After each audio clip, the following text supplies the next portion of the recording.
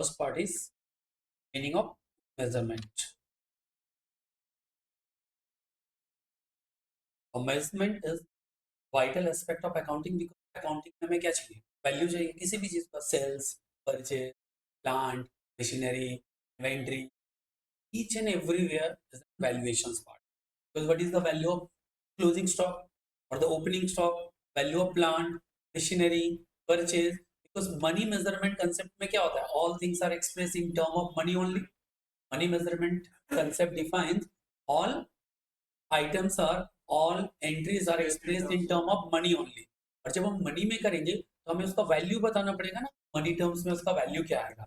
So the vital aspect of accounting and primarily transactions and event are measured in term of money. You know that, and any measurement discipline deal with this with the three basic elements of measurement.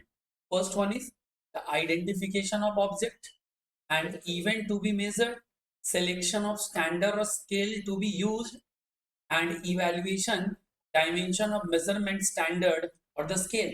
मैं सबसे पहले क्या करना है कि sir items को identified करो, then कौन सा आइटम इसको मेजर करना है, दूसरा स्केल क्या है, स्टैंडर्ड क्या है, क्योंकि ईच एंड हाँ मेजर करने का स्टैंडर्ड क्या है. जैसे अगर इन्वेंट्री कर रहे हैं, इन्वेंट्री क्या मेजर करने के लिए हम उसे हिस्टोरिकल कॉस्ट पे कर रहे हैं, नेट रियलाइजेबल वैल्यू पे कर रहे हैं, ठीक है ना, कौन से कॉस्ट पे कर रहे हैं, चलिए एक स्केल लेना है. एंड देन क्या लिखा है, evaluation of dimension of measurement, या जिसको अपने लोग स्केल या स्टैंडर्ड बोलेंगे. सो उस स्टैंडर्ड को यूज करेंगे पर्टिकुलर एलिमेंट को मेजर करने के लिए. नीचे देखो, professor R J Chambers define the measurement as a assignment of number to object and event according to rule specifying the property to be measured, the scale to be used, and the dimension of the unit. तो हमारे लिए measurement के लिए definition क्या है, assignment of number of object, कितने assign कर सकते हैं, event according to what rule specifying the property to be measured and the scale to be used and the dimension of the unit. Same चीज का definition इसका कब use करेंगे, for true false और सीएमएस स्टूडेंट के लिए multiple type questions के लिए ऐसे स्टेटमेंट का यूज होगा. ठीक है, तो दोनों के लिए ये पार्ट बहुत इंपॉर्टेंट है. सेम चीज जब अकाउंट्स की बात आ रहा है और मैनेजमेंट की बात आ रहा है, एस्टिमेट की बात आ रहा है, तो कॉलर का भी बात आएगा. उसने मेजरमेंट के लिए क्या डिफाइन किया है, Kohler define measurement as a assignment of a system of ordinal और cardinal number. Number should be ordinal और cardinal to the result of a scheme. Ordinal और कार्डिनल नंबर क्या होता है, एक्सप्लेन करता हूँ. ऑर्डिनल और कार्डिनल नंबर, ये जो फर्स्ट पार्ट तुम्हारे पास आएंगे सर ये है क्या, ऑर्डिनल नंबर और cardinal number. Basically in economics use होता है ordinal number and cardinal number. Ordinal number and cardinal number में जब जाएंगे, ऑर्डिनल नंबर यूज होता है जब हम एक आइटम्स को, एक यूनिट को, एक एलिमेंट को दूसरे एलिमेंट से कंपेयर करते हैं. Say like two banana is equal to 1 apple. So if you consuming 2 unit of banana, it gives energy or utility of 1 unit of apple. So this comparison is ordinal number. This comparison is ordinal number. इसे इसको दूसरे तरह से express कर सकते हैं कि a banana gives a 1 unit energy and apple gives 2 unit energy. So if you consume 2 banana, it means 1 into 2, that is 2 units, and this is also 2 units. So 2 units equals to 2 units.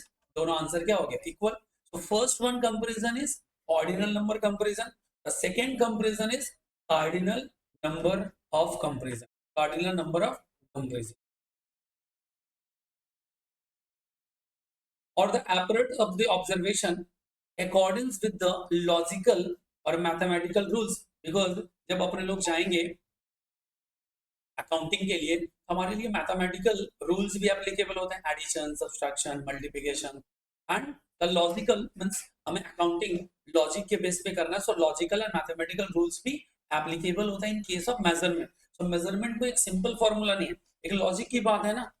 अब जैसे मान के चलो कि कहीं पे कोई suppose एक वैल्यूएशन तुम कर रहे हो, इन्वेंट्री है, मान के चलो वहां पे 100 पैकेट्स या 1 क्विंटल या 1 लाख क्विंटल गेहूं है। तो मेजरमेंट करने के लिए तुम गए तो क्या देख रहे हो कि जो row wise and column column wise हम लोग काउंट कर सकते हैं, काउंट करके and row wise column wise multiply कर देंगे तो हमें टोटल यूनिट के बारे में पता चल जाएगा। हमें लॉजिक लगाना है कि कहीं कोई वैकेंट तो नहीं है, जो रो है वो ऑर्डर मिसमैच तो नहीं है, प्रॉपर ऑर्डर में है कि नहीं। ये तो अपना लॉजिक भी यूज करना पड़ेगा ना।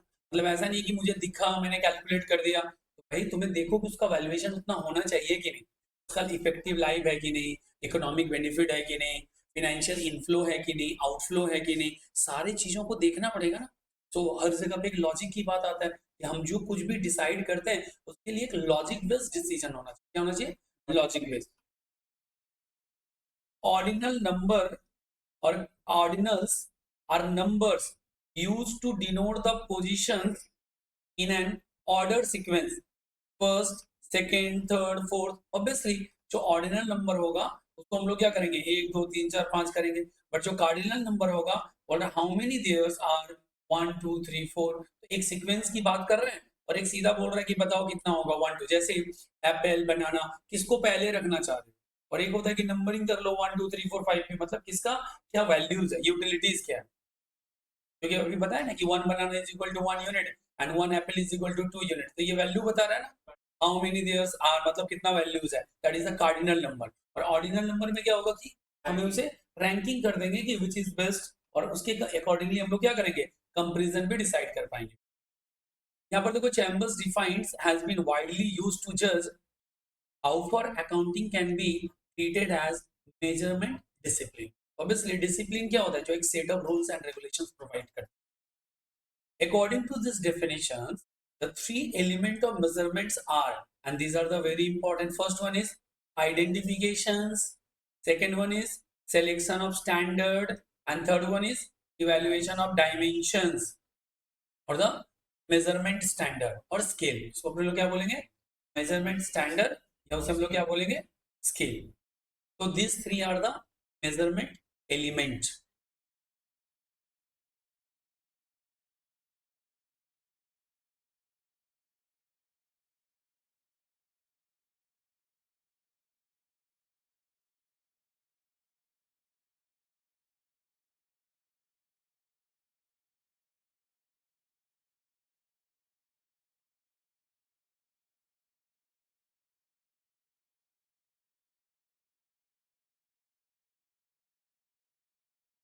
Object or event to be measured, so we are earlier defined accounting as a process of identifying, that is the first class, हम लोग पहले क्लास में डिस्कस किए थे, identifying, measuring, communicating economic information to permit informed judgment and decision by the users of the information। so the accounting essentially includes measurement of information, because हमें accounting का ultimate utility क्या था, to take informed decision। कैसा, एक informed decision लेना ही एक accounting का main मकसद था। तो अभी हमारे पास ऑब्जेक्टिव में क्या है, सारा चीज आएगा, आइडेंटिफाइंग का पार्ट है, मेजरिंग पार्ट है, क्लासिफाइंग। अब वहां पर हम लोग totally summarization, pricing.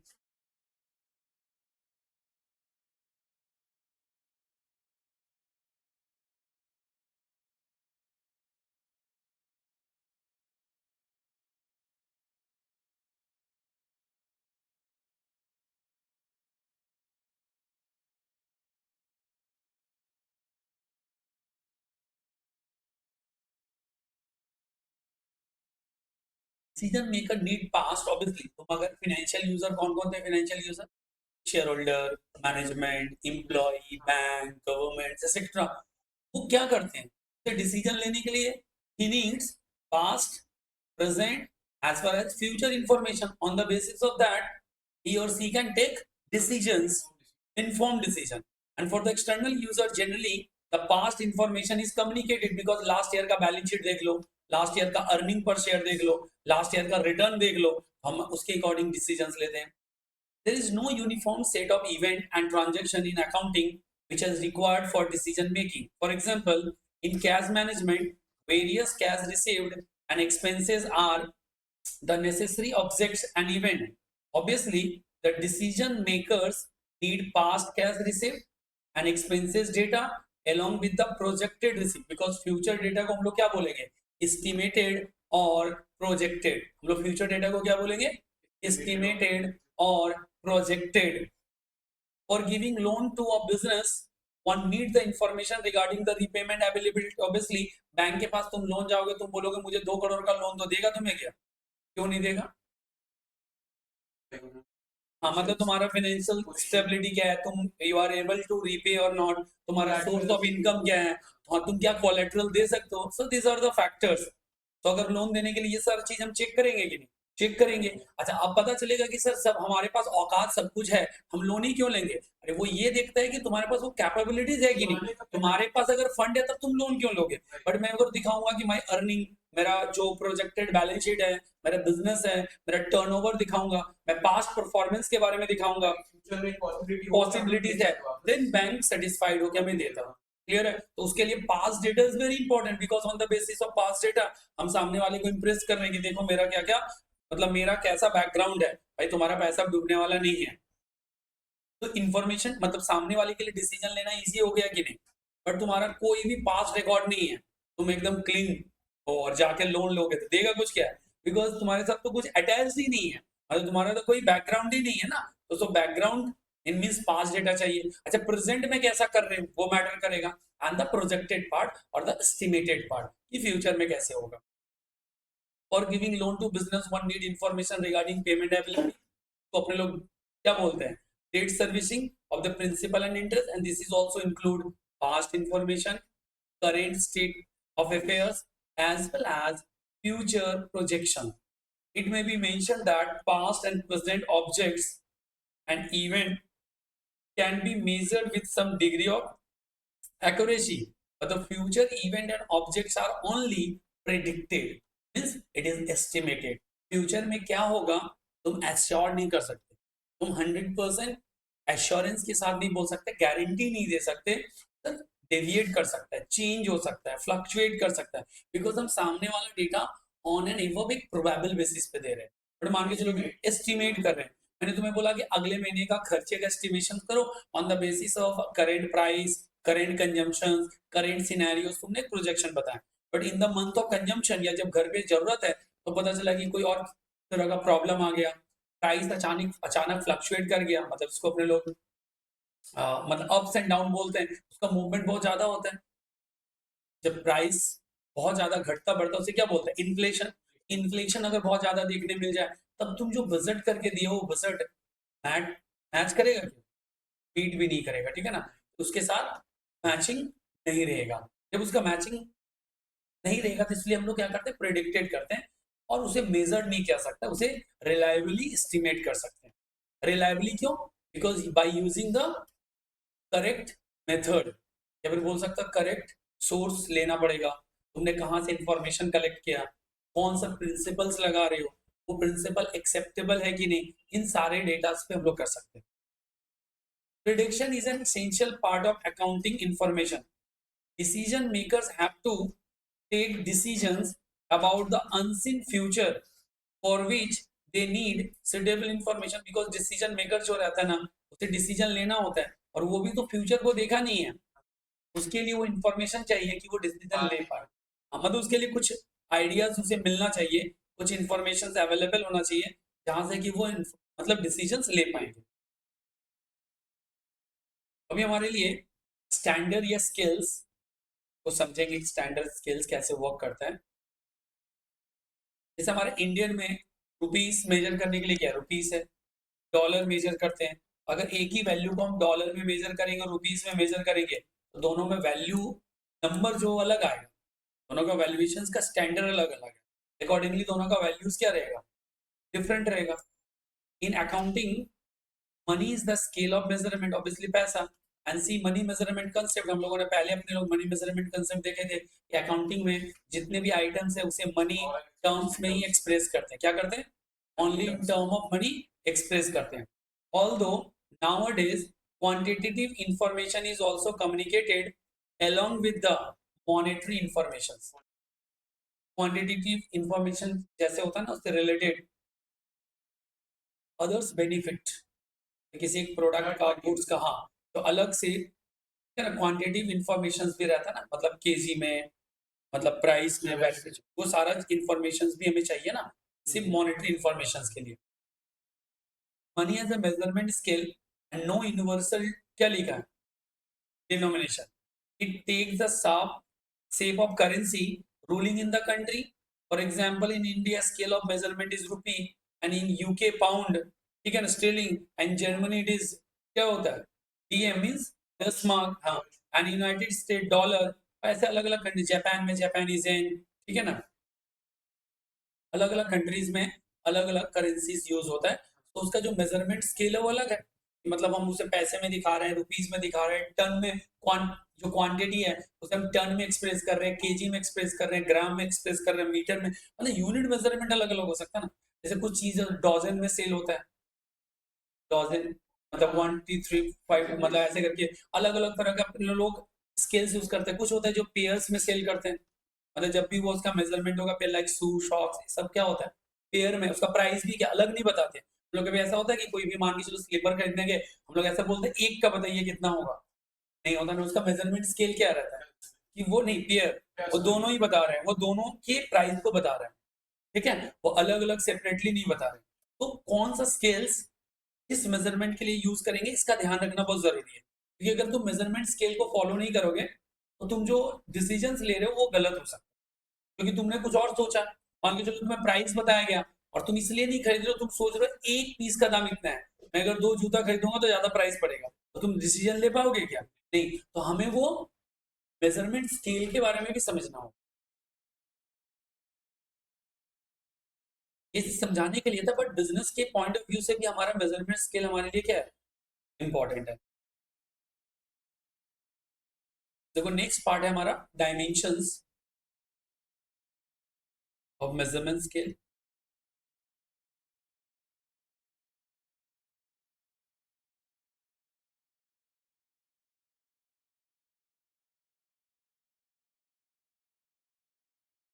Dimension of measurement scale. An ideal measurement scale should be stable over time. For example, if one buys 1 kg cabbage today, the quantity he receives will be the same if he buy 1 kg cabbage 1 year later. मतलब इसमें क्या है भाई, KG तो नहीं बदलेगा ना, price fluctuate करता है, बट ऐसा थोड़ा है कि अभी 900 ग्राम का केजी कर देंगे 200, अब बोलोगे सर वो तो कभी भी नहीं बदलेगा। एक एग्जांपल देता हूँ जिसमें होता है ना, केजी टू लीटर कन्वर्शंस, मतलब जैसे बहुत सारे ऑयल सेलिंग कंपनीज हैं, ऑयल सेलिंग कंपनीज में क्या होता है कि उन लोगों का सेल करने का, स्केल करने का तरीका अलग होता है, उन लोगों का स्केल करने का तरीका अलग होता है। मान के चलो 900 ml है, उसे वो 1 लीटर बोल रहे हैं, that is the 1 unit, measurement के लिए क्या कर रहे हैं, 1 यूनिट। अभी जैसे कि अगर हम लोग जाएंगे कंट्री डिलाइट का घी आता है, ठीक है ना, 1 यूनिट इज 850 ग्राम्स, समझ में आ गया, तो उसका प्राइस क्या दिखाएगा, उसका प्राइस है 850 रुपए, मतलब वो अपना घी 1000 रुपया किलो बेचते हैं, लेकिन उनका 1 यूनिट कितना दिखा रहा है, 850, तो सबको लगेगा 1 kg घी है, नहीं, उसका यूनिट ऑफ स्टैंडर्ड है 850 ग्राम्स, मतलब एक्चुअली वो 1000 रुपये किलो है, बेचेंगे तो 1000 रुपये किलो में, हो सकता है कि कोई इंटरेस्टेड ना हो, उसको क्या किए 850 ग्राम देते हैं, 850 रुपया चार्ज करते हैं। अब मेरा लॉजिक समझ में आ रहा है क्या, तो डायमेंशन ऑफ मेजरमेंट स्केल के बारे में नॉलेज है, तो ठीक है ना, तो हमारे लिए dimensions is very important, because dimensions क्या पार्ट है, इस चीज को हमें देखना पड़ेगा। एक आइडियल मेजरमेंट, हाँ नहीं, प्राइसिंग की बात नहीं कर रहा, मैं बोल रहा हूँ 1 unit measurement is what, 1 unit measurement के लिए क्या रहता है,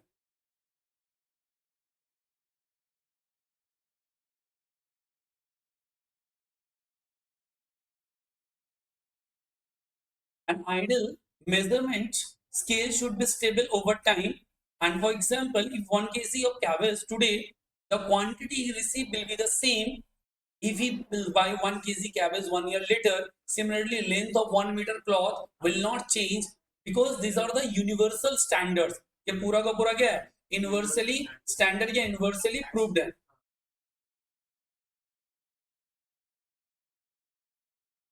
And if he bought a few days later, and यहाँ पर बोला दैट इज टू से the measurement scale should be stable in dimension, because हमें पता है कि 1 kg ऐसा इसके लिए रूल्स एंड रेगुलेशंस बनाए गए।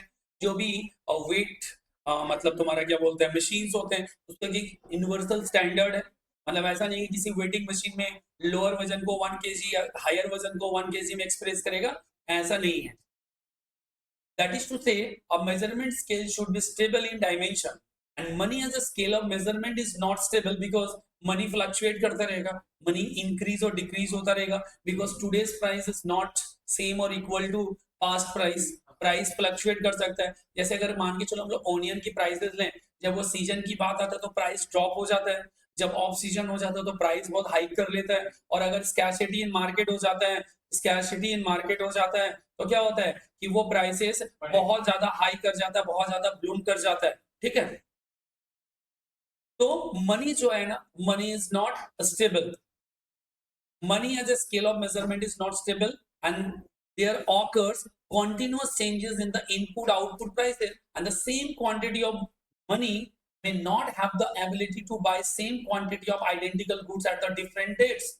सपोज तुम्हारे पास 100 रुपीज है, तुम आज एक कैलकुलेटर बाई कर सकते हो, आफ्टर वन ईयर तुम्हारे पास 100 रुपीज ही रहेगा, बट तुम एक कैलकुलेटर बाई कर नहीं सकते, शायद नहीं कर पाओगे अगर कैलकुलेटर का प्राइस इंक्रीज कर जाता। और तुम्हारे पास 100 है, प्राइस क्यों इंक्रीज करेगा, उसके लिए मल्टीपल फैक्टर्स है, इन्फ्लेशन है, सप्लाई एंड डिमांड है, ठीक है ना, टेस्ट एंड प्रेफरेंस है, जो इकोनॉमिक्स में हम लोग लॉ ऑफ डिमांड के लिए पढ़ते हैं, वो सारे पॉइंट्स रिस्पॉन्सिबल हो सकते हैं, बट स्टिल चेंज हो गया ना, तो वो हमारे लिए स्टैंडर्ड पैरामीटर्स नहीं हो सकते। Thus, the information of 1 year measured as money terms may not be comparable that the another year. Suppose production and sales of company in 2 different years as follows. So this is the quantity and this is the price. So looking at the monetary figure, one may be क्या लिखा, glad for 8% less growth. देख रहे हो 5 और यहाँ पर क्या बोला 8% सेल्स ग्रोथ, कि सेल्स तो बढ़ गया ना, बट देखो क्वांटिटी क्या हुआ, 10% प्रोडक्शन एंड सेल्स मेरा क्या हुआ, डिक्लाइन हो गया। The growth invoiced through monetary figure is only due to price change. वो prices वैल्यू क्यों ऐसा चेंज हुआ, वो वैल्यू ऐसा चेंज हो रहा है प्राइस चेंज होने के कारण, प्राइस बहुत ज्यादा हो गया। क्वांटिटी वाइज अगर एग्जांपल दिया कि अगर 5000 पीसेस का प्राइस 4 लाख हो, तो 4500 का प्राइसेस क्या होना चाहिए 4,50,000, बट जो हायर प्राइस है वो इंक्रीज इन प्राइस है, वो ड्यू टू प्राइस है। वैल्यू क्यों बढ़ गया, प्राइस के वजह से प्राइस बढ़ा, बट स्टैंडर्ड सेम रहेगा। स्टैंडर्ड ऑफ क्वांटिटी के क्वांटिटी में क्वांटिटी वैल्यूएशंस के लिए जो स्टैंडर्ड यूज कर रहे हैं वो चेंज नहीं रहेगा, वो स्टेबल रहेगा।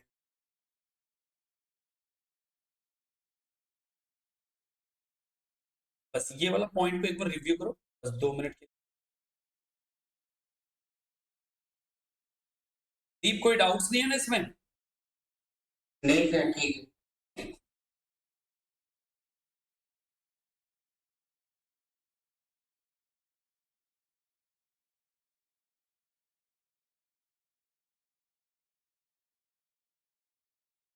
कंसेप्ट क्या था, accounting as a measurement discipline. Obviously discipline क्या होता है, एक सेट फॉर्मूलाज, एक सेट नंबर्स, या फिर मतलब क्या बोलते हैं उसको, प्लेटफॉर्म, कि वो बदलेगा नहीं। बोला कि how do you measure a transactions और an event unless measurement base is settled, we cannot progress to the record keeping functions of the bookkeeping। मतलब नहीं अरेंज करना, सेटल मतलब लेकर आना, ठीक है ना, and we can not progress to record the keeping functions of book keeping, because सबसे पहले तो मैं मेजरमेंट पे आना, बिकॉज मेजरमेंट अवेलेबल नहीं है तो तुम बुक कीपिंग में उसका जर्नल लेजर तुम अरेंज कैसे करोगे। सबसे पहला पार्ट है कि तुम्हारे पास मेजरमेंट क्लियर होना चाहिए ना, वो अगर मेजरमेंट कंसेप्ट अगर क्लियर नहीं है तो तुम तो उसको क्या करोगे, एक्सप्लोर नहीं कर पाओगे।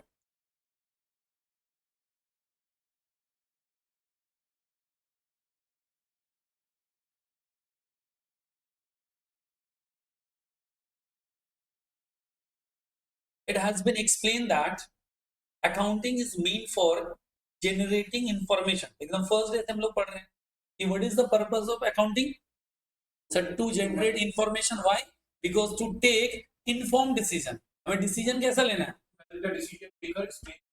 Inform decision. तो अल्टीमेट अगर इंफॉर्मेशन जनरेट हो गया तो हमारा काम हो गया, suitable for users judgment and decisions।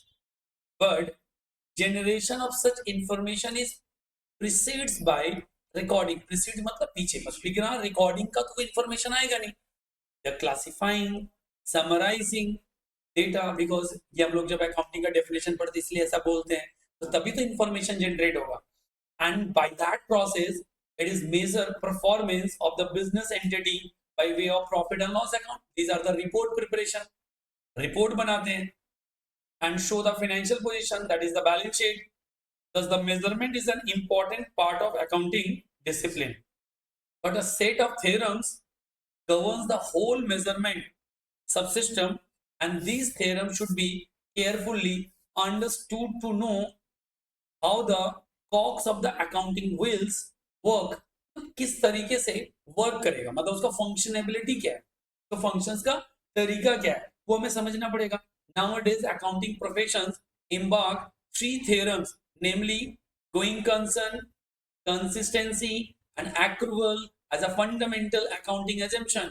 मतलब सर यही तीन मेजरमेंट का These are the fundamentals. Theorem भी बोलेगा. थ्योरम क्या होता है? एक रूल्स, एक प्रूवन, मतलब क्या बोलता है तुम्हारा सिस्टम, जिसको हम लोग प्रूफ कर चुके, वो थ्योरम बन जाता है. मतलब उसे फिर से प्रूफ करने की जरूरत नहीं है. तो ये 3 फंडामेंटल्स, और भी तो अजम्पशंस थे, but these are the fundamental. मतलब ये अगर कुछ नहीं बताया जा रहा है, मतलब ये रूल्स फॉलो हो रहे हैं. अगर कुछ नहीं बोला जा रहा है तो ये रूल्स फॉलो हो रहे हैं. ये बाय डिफॉल्ट है, ये सिस्टम में by default. And these assumptions are taken for granted. And also while measuring, classifying, summarizing, and also presenting, various policies are adopted. Recording, classifying, summarizing, and communication of the information are also important part of accounting, because तुमने decisions, तुमने report बना लिया, report communicate ही नहीं किया, information communicate ही नहीं किए, तो जो users हैं उनको तो मिला ही नहीं information, तो decision कैसे लेंगे? तो communications important है, because सामने वाले को हम details भेजेंगे तब तो वो decisions ले पाएगा. Which do not fall within the review of the measurement discipline. The same meaning रहता है, ठीक है ना? Like in the areas, मतलब coverage जिसको बोलते हैं, तो within coverage उसके साथ में आना चाहिए. And therefore we cannot simply say that accounting as a क्या लिखा है measurement discipline, because और भी parameters है ना, सारे parameters को साथ में लेना हो. But in accounting, money is the unit of measurement. So let us take one thing for granted, that all transaction and event are to be recorded in term of money only. That is the money measurement concept. And quantitative information is also required in many cases, but such information is only supplementary to monetary information. Supplementary मतलब होता है कि अगर वो information नहीं है, that is the, जैसे supplement हम लोग होता है ना, मेन फूड की जगह पे कुछ और ले लेना, मतलब होता है सप्लीमेंट, मतलब जैसे आइटम, अगर मतलब चाय नहीं है तो कॉफी पी लेते हैं, तो एक आइटम का कमी दूसरे आइटम से फिल कर सकते हैं, उसको अपने लोग बोलते हैं सप्लीमेंट्री. मतलब एक चीज की कमी है तो उसे किसी और एक चीज से पूरा कर, किसी एक चीज की शॉर्टेज है किसी एक और चीज से फिल करने के प्रोसेस को अपने लोग, ठीक है ना, सप्लीमेंट्री टू मॉनिटरी इंफॉर्मेशन. एक बार इस पार्ट को गो थ्रू करो, बिकॉज इसका शॉर्ट नोट्स वगैरह आ सकते हैं, एमसीक्यू में भी क्वेश्चंस आ सकते हैं.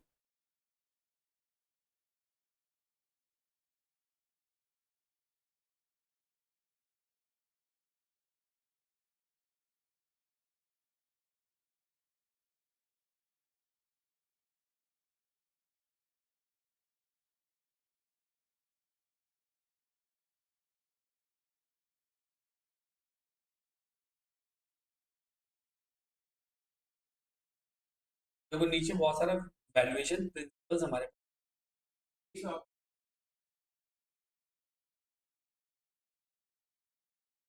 हम किस पे वैल्यू करेंगे और वो हमें बताना पड़ेगा.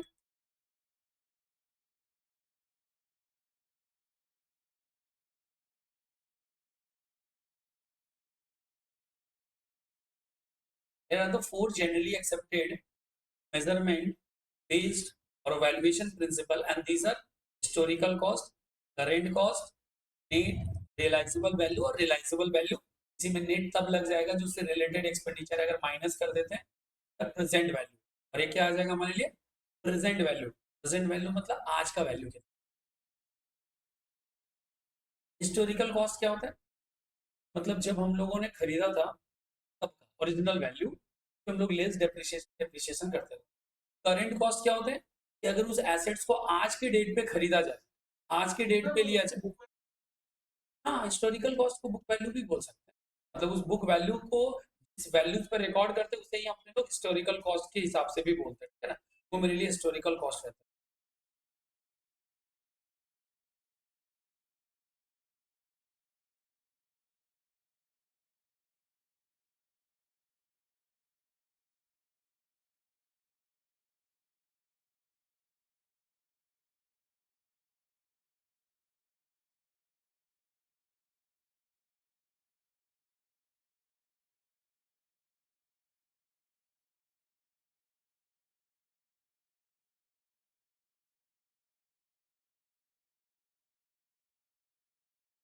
Historical cost it means acquisition price, मतलब परचेज करने का price.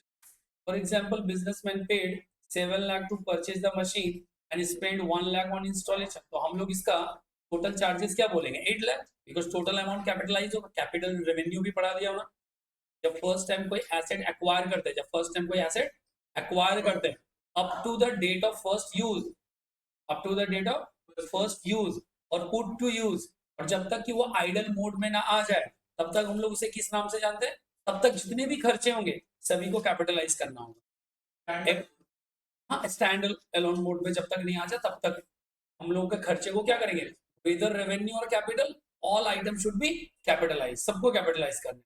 and according to the base assets are recorded at an amount of cash or cash equivalent paid at the time of acquisition, and liabilities are recorded at the amount of proceeds received in exchange of the obligation. In some circumstances a liability is recorded at the amount of cash or cash equivalent expected to be paid. obviously asset के लिए जितना मैंने payment किया है उस पर record कर लेंगे, और लाइबिलिटी के लिए जितना मुझे पेमेंट करना हो सकता है in normal course of business से हम लोग लाइबिलिटी रिकॉर्ड करेंगे। तो ये सारा एडजस्टमेंट किस पे हो रहा है, हिस्टोरिकल कॉस्ट पे हो रहा है। When a businessman takes 5 lakh loan from bank at the rate of 10% per annum, it is to be recorded at the amount of proceeds received in exchange of obligation. मेरा obligation क्या है 5 लाख का loan, at the obligation to repayment the loan as well as payment of interest भी देना पड़ेगा, and proceed receive हमें 5 लाख मिला, historical cost of the transaction क्या कहलाएगा 5 लाख, क्योंकि 5 लाख का लोन मुझे पे करना है, तो फ्यूचर में पे करना है वो तो जब ड्यू रहेगा उसके बाद पे करेंगे, तो जब तक 1 ईयर एक्सपायर नहीं करता तब तक तो वो ड्यू नहीं होगा। एक another case regarding payment of income tax liability, you know every individual has to pay income tax, सभी को पता है कि इनकम टैक्स देना पड़ेगा जब उसका इनकम एक सर्टेन लिमिट से ऊपर जाएगा, जैसे अभी वो लिमिट है 3 लाख के ऊपर जाने से वो इनकम टैक्स पे करेगा।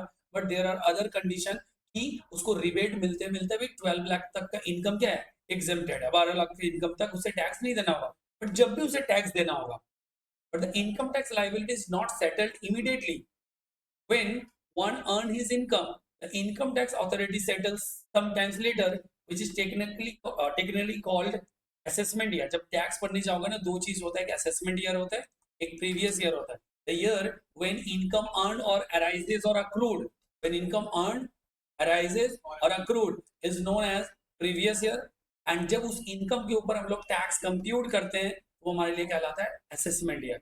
सो earning which is arises in the year 2024-25, then income should be paid in the year 25-26। income tax हम लोग तो बाद में दे रहे हैं ना, then how does he record this liability? As per the historical cost base it is to be recorded and amount expected to be paid to discharge the liability। जितना उसका liability बन रहा है, जितना liability उसका बन रहा है उस पे वो टैक्स पे करेगा। Companies usually apply historical cost method in case of long term asset like machinery, furniture, license, उन सबको रिकॉर्ड करने का हम लोग क्या काम करते हैं हिस्टोरिकल कॉस्ट पे। मतलब जो तुम बुक वैल्यू में देखते हो जनरली वो हिस्टोरिकल कॉस्ट पे ही रिकॉर्ड होकर आता है। कहाँ से आता है, हिस्टोरिकल कॉस्ट पे ही रिकॉर्ड होकर।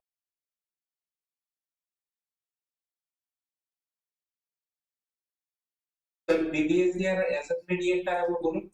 असेसमेंट ईयर का मतलब होता है जिस ईयर में हम टैक्स कंप्यूट करेंगे और गवर्नमेंट को पे करेंगे उसको हम लोग असेसमेंट ईयर। और प्रीवियस ईयर मतलब जिस ईयर में हमारा इनकम अराइजेज होगा। प्रीवियस ईयर को फाइनेंशियल ईयर भी बोलते हैं। प्रीवियस ईयर को फाइनेंशियल ईयर भी बोलते हैं। ठीक है sir.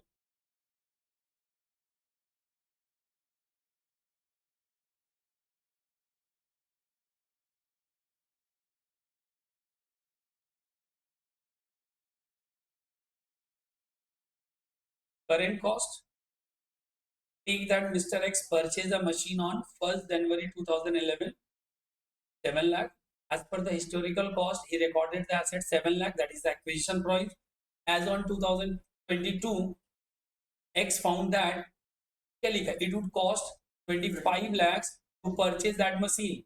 Take also that Mr. X took a loan from bank as on this date 5 lakh at the rate of 18% repayable at the end of 15th year together with interest. As on 1/1/2022, bank announced 1% prepayment penalty on the loan if it is paid within 15 days starting from that day. एक percent का तुम्हें क्या बन जाएगा, prepayment penalty लगेगा। Prepayment penalty क्या होता है, लोन अगर जल्दी पे करोगे तो भी बैंक को एक पेनल्टी देना होगा। ऐसा क्यों? बैंक का कमाई खत्म हो गया ना, तुम लोन रिपे कर दोगे तो इंटरेस्ट पे नहीं करोगे, इसके लिए बैंक एक पेनल्टी भी लगा के रखता है। As per historical cost, the liability is recorded as 5 lakh at the amount of proceeds received in exchange of obligation of historical cost क्या रहेगा, 7 lakh। बट जब करेंट कॉस्ट में क्या होगा, ऑल्टरनेटिव मेजरमेंट बेस देगा क्योंकि अभी उसका प्राइस कितना पहुंच गया, 25 lakh. Assets are carried out at the amount of cash or cash equivalent that would have to be paid if the same or an equivalent asset was acquired currently. Liabilities are carried at the undiscounted amount of cash. Undiscounted मतलब today's 100 is not equals to 100 rupees after 1 year. एक साल के बाद अगर हम 5 लाख देंगे, आज वो 5 लाख से कम होगा, आज वो 5 लाख से, ये लोग बोल रहे हैं डिस्काउंटेड मत करो क्योंकि मान के चलो कि एक साल के बाद 110 रुपया, आज वो 100 रुपया होना चाहिए अगर रेट ऑफ इंटरेस्ट 10% है। इस प्रोसेस को बोलते हैं डिस्काउंटेड। इस प्रोसेस को क्या बोलते हैं, ये बोल रहे हैं अनडिस्काउंटेड लेना। क्या लेना है, अनडिस्काउंटेड।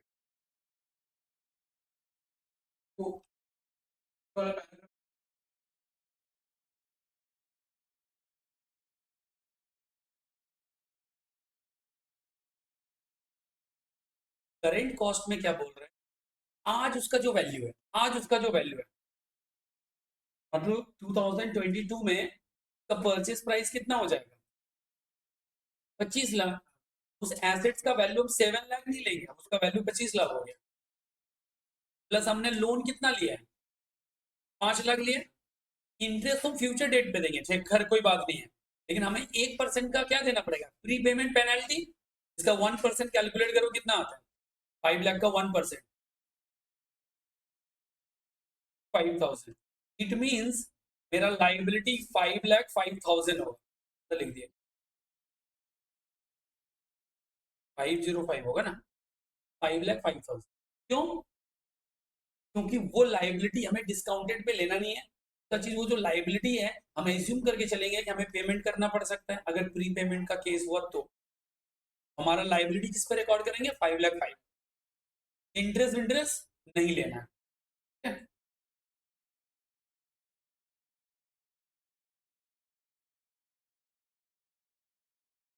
आंसर लिख, रियलाइजेबल वैल्यू क्या है,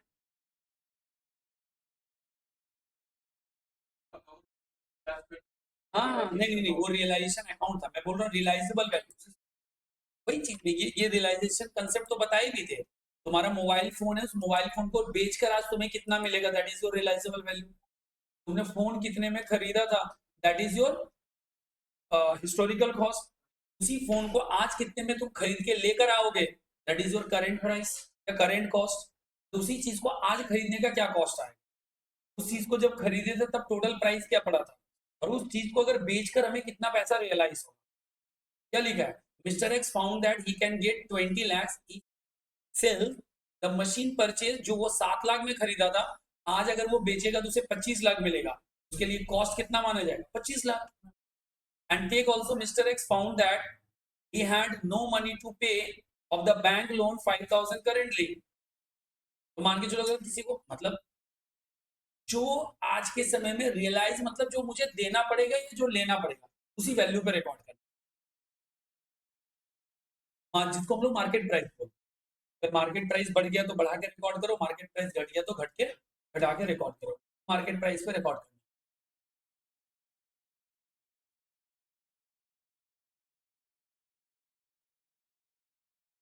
As per realizable value asset are carried at the amount of cash or cash equivalent that could currently be obtained by selling the assets in an orderly disposal. ठीक है ना? Haphazard disposal may yield something less. Haphazard मतलब कोई market कोई trend ये सब follow नहीं कर रहा है जैसे तैसे। Liabilities are carried at their settlement values, कितने में पेमेंट करना है, एंड अनडिस्काउंटेड होना चाहिए और cash equivalent express to paid to satisfy the liability in the normal course of business.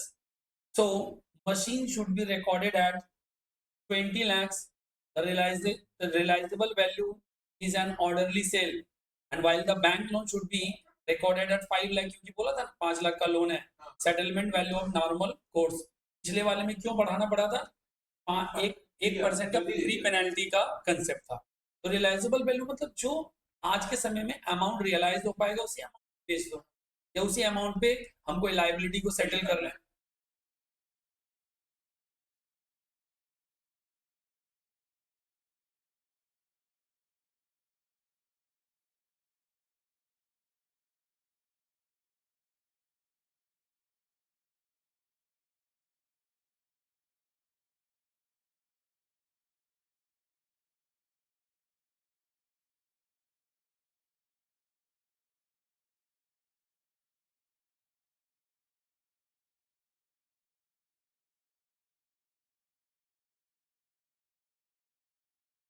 अगला है, suppose we are talking as on 1st January 2022, take it's a time for reference, कोई भी ले सकता है। Now think the machine purchased by Mr. X work for another 10 years and supposed to generate cash 1 lakh per annum, and also take the bank loan of 5 lakh taken by Mr. X to be repaid as on 31st December 2028. Annual interest क्या है? 90,000. As per the present value, the asset is carried at the present discounted value of the future net cash inflow. जैसे rate of discount बहुत matter करता है, और जब कभी हमें डिस्काउंटिंग फैक्टर निकालते हैं तो उसके लिए कैलकुलेटर में एक तरीका होता है। जब तुम लोगों को टाइम वैल्यू ऑफ मनी पढ़ाएंगे तो बताएंगे 1.1 डिवाइड इक्वल्स टू करेंगे तो अगले अगले साल का वैल्यू निकलेगा। मतलब सपोज मेरे पास 1 लाख रुपया है, एक साल के बाद 1 लाख है, तो एक साल के बाद उसका वैल्यू क्या आएगा? उसका वैल्यू आ जाएगा 0.09, ऐसा चलता जाएगा। इंटू 1 लाख करेंगे, उस 1 लाख का वैल्यू आज आ जाएगा 90,909 रुपया। मतलब ऐसा एक आंसर आ जाएगा। इसको बोलते हैं डिस्काउंटेड। इसको क्या बोलते हैं? और इस डिस्काउंटेड वैल्यू का नाम बोलते हैं प्रेजेंट वैल्यू, पीवी। क्या बोला जाता है? तो अभी तक जितना एंट्री, जितना आंसर बोले, ऑल आर अनडिस्काउंटेड। क्या था? And this one is discounted when the entry recorded at discounted value. किस पे रिकॉर्ड करते हैं? Discounted value. उसे अपने लोग बोलते हैं पीवी, प्रेजेंट वैल्यू। सब लोग क्या बोलेंगे? PV, present value.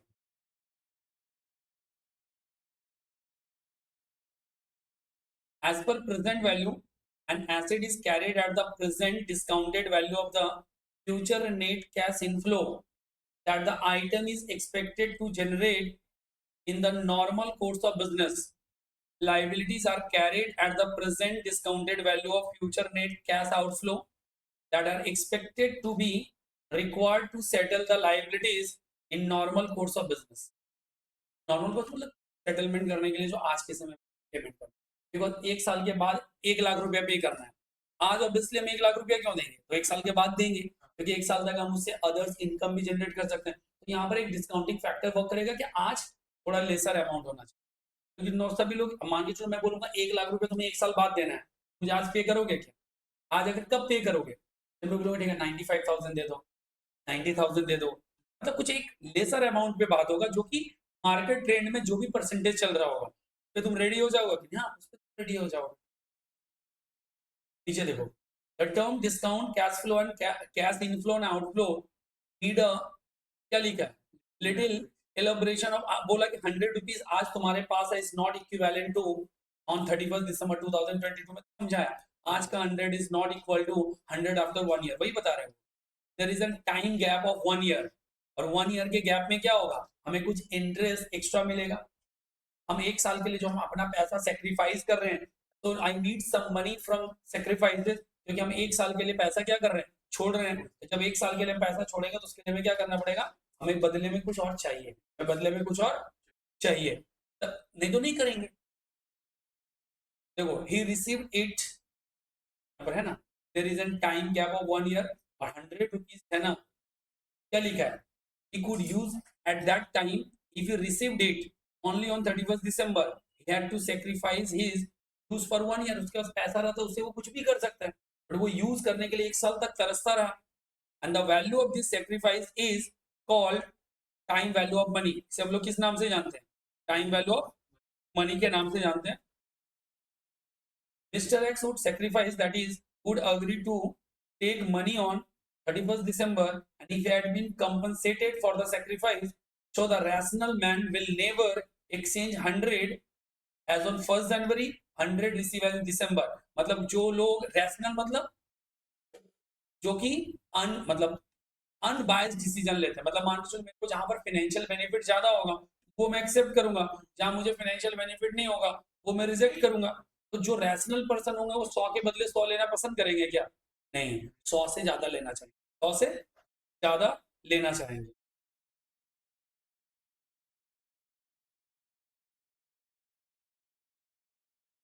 तो to make the money receivable at the future date equal with the money to the present date, it is to be devalued. And such devaluation is called discounting of future money. बाद में मैं तुम लोगों को discounting factor पढ़ाऊंगा compound interest के through भी compound interest भी तो डिस्काउंटिंग में आ जाएगा सपोज आज अगर मैं 1000 रुपया इन्वेस्ट करता हूँ रेट ऑफ इंटरेस्ट अगर 10% है टाइम अगर 2 इयर्स रहेगा तो हमें क्या करना पड़ेगा कंपाउंड इंटरेस्ट का जो फॉर्मूला है फॉर्मूला पे पुट करेंगे हमारा अमाउंट आ जाएगा या इसका उल्टा अगर अमाउंट को हम प्रेजेंट वैल्यू से कंपेयर करेंगे तो वैल्यू आ गया तो ये डिस्काउंटेड कैसे निकलता है इस पे भी नहीं जाना इसके लिए तुम्हारे पास मैथ्स में सीखने का टाइम है वहां तुम लोगों को डिस्काउंटेड बता दूसरा डिस्काउंटेड का यूज तुम्हारे पास इंटरमीडिएट में जब फाइनेंशियल मैनेजमेंट करेंगे तब इसका यूज है ठीक है हाँ देखो ये लिख दिया ये नहीं करवाऊंगा ठीक है ना कंपाउंड इंटरेस्ट का फॉर्मूला लिख नीचे देखो बताया कि डिस्काउंटिंग फैक्टर कैसे वर्क करता है नहीं ये चीज सर समझाया तुम्हें डिस्काउंटिंग पे काम नहीं करना है डिस्काउंटिंग पे अभी तुम लोग ये जो चैप्टर में भी दिख रहा है ना इसके लिए तुम्हारा जब टाइम वैल्यू ऑफ मनी जब मैथ्स में स्टार्ट करूंगा तुम्हें ये सेपरेटली सीखने की जरूरत नहीं ऑटो कवर्ड हो जाएगा क्योंकि वहां तुम बहुत सारे सम्स बनो एक दो नहीं तो फिर ये देखने की जरूरत ही नहीं प्रेजेंट वैल्यू ठीक है ना हाँ बस कि डिस्काउंटेड को अपने लोग ईवी बोलते हैं प्रेजेंट वैल्यू बोलते हैं ठीक है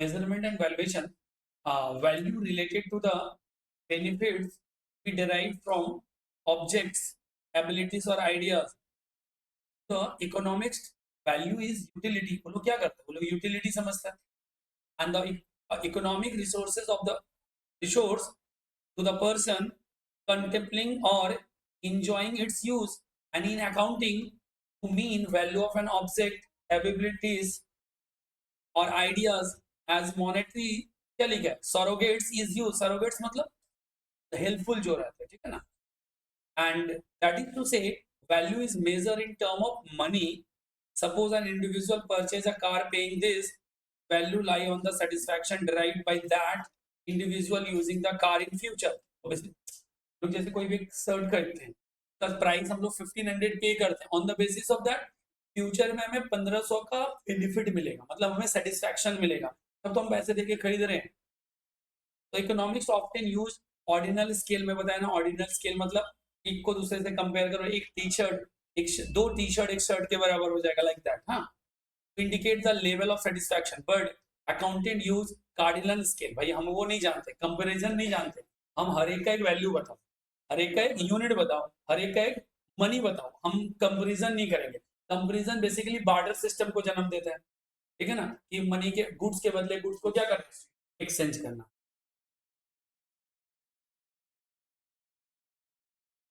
definition, if the value of car is taken 2,50,000, it is only one type of value called acquisition cost or historical cost. So value is indicated by measurement and accounting. The value is always measured in term of money. जब भी हम लोग करेंगे उसको क्या करेंगे, in term of money ही measure करना होगा, कोई दूसरे तरीके से हम उसे मेजर नहीं करते।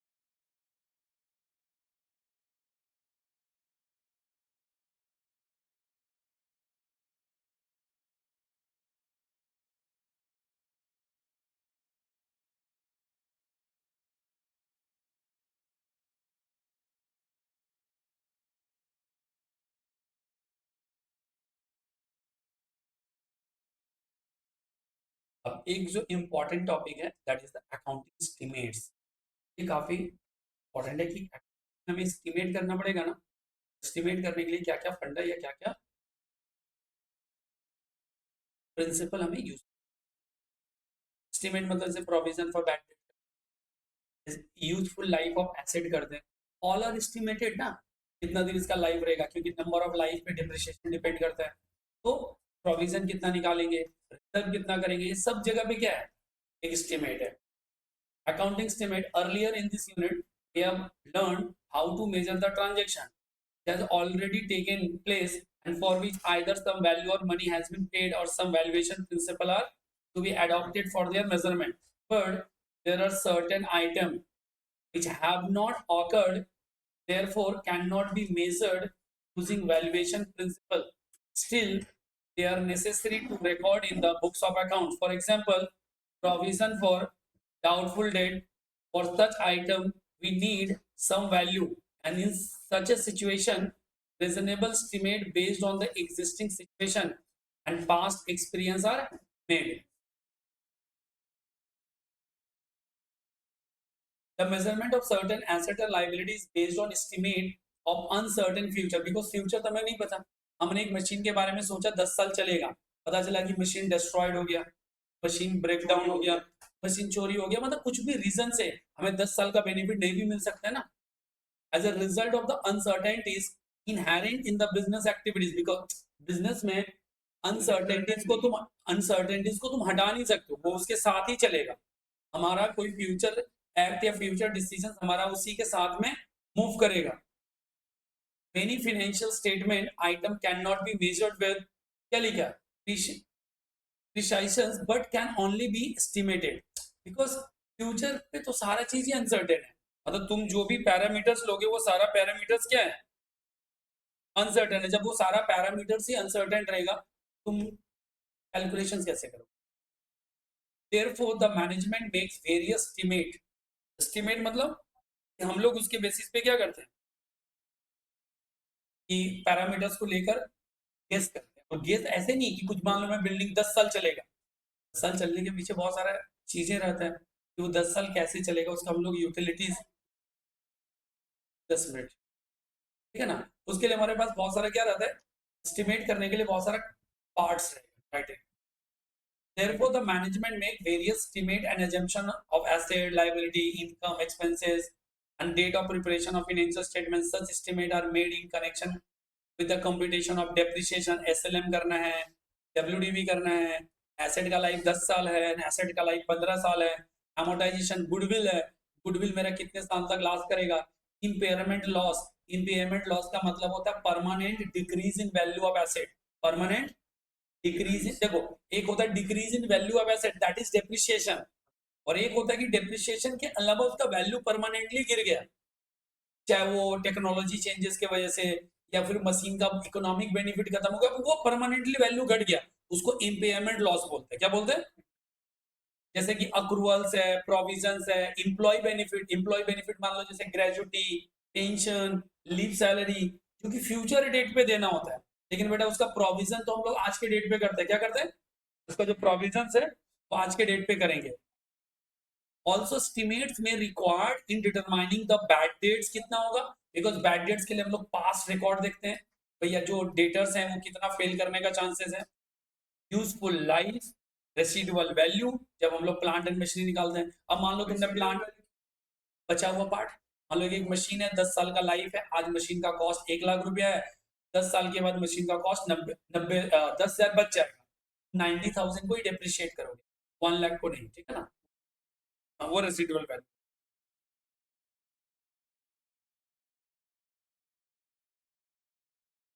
हाँ बेटा, किसी भी प्लांट एंड मशीनरी के केस हो गया, हाँ किसी भी एसेट्स के, किसी भी एसेट्स, किसी भी एसेट्स के।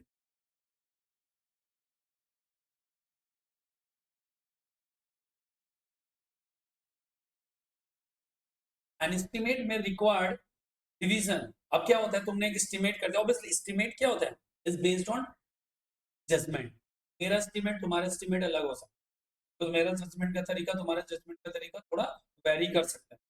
अब ये जो एस्टिमेट होता है ये बदल सकता है ना, फिक्स होगा, बदलता है, और ज्यादा एक्यूरेट कब होता है, जैसे मान लो अभी से तुम 5 इयर्स का एस्टिमेट कर रहे हो, और उसी 5 इयर्स के बाद जो घटना होगा, तुम्हारा 2 साल बीत चुका है, और एस्टिमेट और मोर एक्यूरेट होगा, मतलब तुमको मैं बोला इस साल टोटल कमाई कितना होगा, तो तुम उसका एक एस्टिमेट दोगे। हेलो,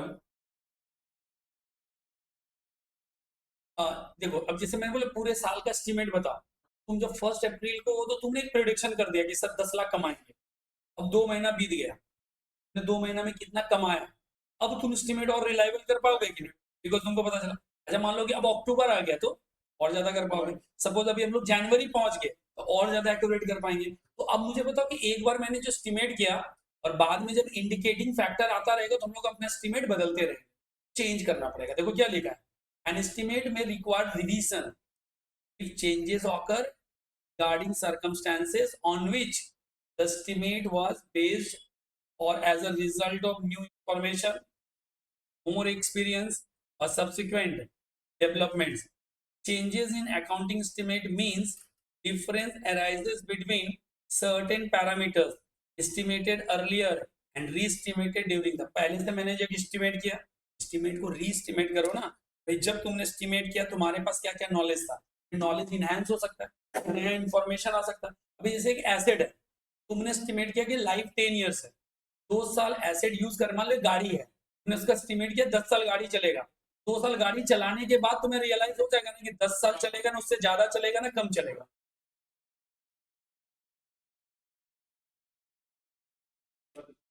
बदलेगा। तभी तुम लोग डेप्रिसिएशन में क्या देखते हो कि पहले 10 साल एसेट रहता है, 4 साल के बाद पता चलता है कि एसेट अब अगला 2 ही साल चलेगा, फिर ऐसा भी होता है कि नहीं एसेट और अगला 10 साल चलेगा, अकॉर्डिंगली हम लोग डेप्रिसिएशन को क्या करते थे, चेंज कर देते थे, रिवीजन कर देते थे। तो रिवीजन करना पड़ेगा क्योंकि एस्टिमेशन है, और एस्टिमेट में तो रिवीजन होगा ही, हाँ, और उसके लिए तुम्हें री एस्टिमेट करना पड़ेगा।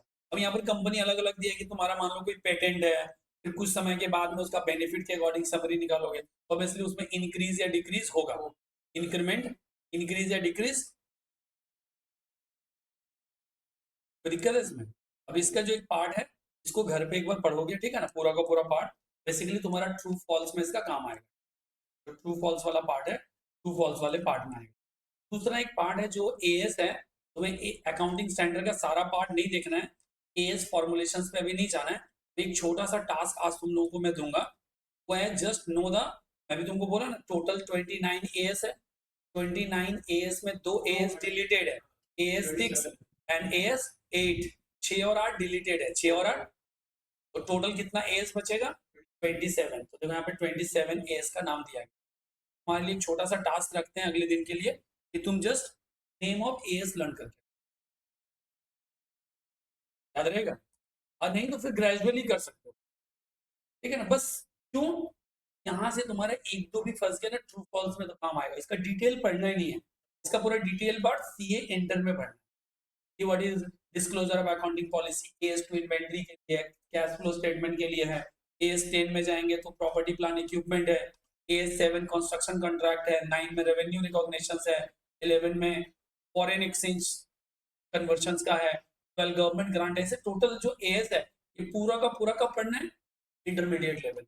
अभी सिर्फ तुम्हें क्या करना है, सिर्फ इसका बेसिक नॉलेज रहना चाहिए, जस्ट नेम कौन सा एएस में एंड एएस कैसे फॉर्मुलेट होता है, ये क्लास में अगले दिन हम लोग डिस्कस करेंगे। तो इसका नेक्स्ट क्लास कब? संडे मैथ्स रखेंगे। कब संडे कब स्टार्ट? कल हो सकता है लॉ का सर अगर क्लास ले तो लॉ का रखवा देंगे, तो लॉ भी स्टार्ट कर देना है ना, वन इकोनॉमिक सेट में प्रॉब्लम है क्या? एक बार आज हम डिस्कस करेंगे। अच्छा, मतलब पर्टिकुलर इसी संडे के लिए प्रॉब्लम है? अगर आप क्लास है तो आप अच्छा, फिर मेरा सैटरडे वीक ऑफ रहता है, मैं सैटरडे आता नहीं हूँ, वो ठीक है ना, सैटरडे मेरा ऑफ डे रहता है। अगर कल से क्लास तो आप जनरली तुम्हारा जो क्लास है ना, मेरा वीकडेज में ही अरेंज हो जाएगा, तभी तुम्हारा एक है ना मंडे वेडनेसडे फ्राइडे है ना, एक दिन तो हमारा डबल क्लासेस का कंसेप्ट है ना, एक दिन डबल लेंगे तो मेरा वीकडेज में ही निपट जाएगा। मैं संडे के लिए जाऊंगा नहीं, संडे के लिए तुम्हारा को या लॉ ऐसे ही जा सकता है, कर लेना। आप ताजी बता मैं एक बार सर से डिस्कस कर लेता हूँ, क्योंकि वो भी अब स्टार्ट करवा देना होगा, लॉ को भी स्टार्ट करवा।